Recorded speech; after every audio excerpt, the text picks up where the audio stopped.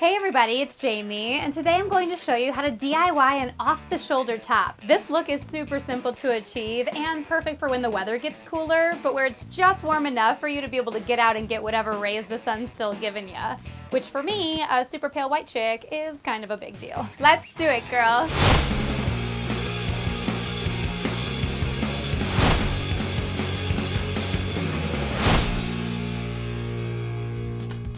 Alright, here's what you'll need. Any long-sleeved piece of clothing, bias tape, which is the official term for any sort of matching fabric for your clothing, scissors, sewing pins, a needle and thread, chalk, and elastic band, about 3/4 of an inch wide. Alright, let's go bolder with no shoulders. The first step is to cut out the collar from your shirt. If you like, you can use chalk or sewing pins ahead of time to guide you for an even cut. I think starting right below a typical t-shirt seam and then ending an inch or two past the shoulder seam gives you the best look.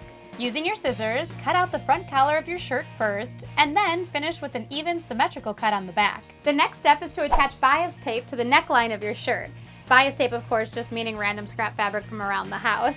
And if you don't have any, no worries, you can still skip on to step 3. I just think this is what separates your project from a quick fix to something that gives you a professional look. Cut your fabric into a long 2-inch strip. Align its edge with the top edge of your collar. Starting on the outside of the neckline, sew your bias tape in place. When finished, flip your strip. Flip your strip. That sounds like something you would say to somebody who was like getting riled up for no reason whatsoever. Like, dude, don't flip your strip. Relax. Anyway, staying on the outside of the neckline, flip up your bias tape and then sew the bottom portion of the fabric in place. Alright, so whether you decided to leave your shirt as is or to be a strip flipper, which is another turn of phrase I just invented in this moment, you'll move on to step 3 to create what I call an elastic tunnel. Fold your bias tape, or if you skip that part, fold the actual collar of your shirt over itself 1 inch. This should give you the space you need to fit your elastic band. Sew this fabric in place inside your neckline. Before you finish sewing all the way around the collar, make sure to leave a 1 or 2 inch gap to make room for the elastic. Step 4. The last step is to insert your elastic band, which you first want to wrap around your shoulders to make sure you've got a perfect fit. Once you've determined its length, place one end of the band inside the gap you just created. Use your fingers or a sewing pin to help guide the band around the neckline, making sure to keep the band flat as you work. Once it reaches the other side, place one end of your band over the other and sew the two pieces in place. Stitch up the rest of the gap from your elastic tunnel, and your brand new, fantastically elastic, off-the-shoulder shirt is ready to rock. Talk about the easiest way to revamp some old clothes, especially those which don't fit you anymore because they're too tight in the shoulders or too loose. Not to mention, you can do this DIY for any type of top,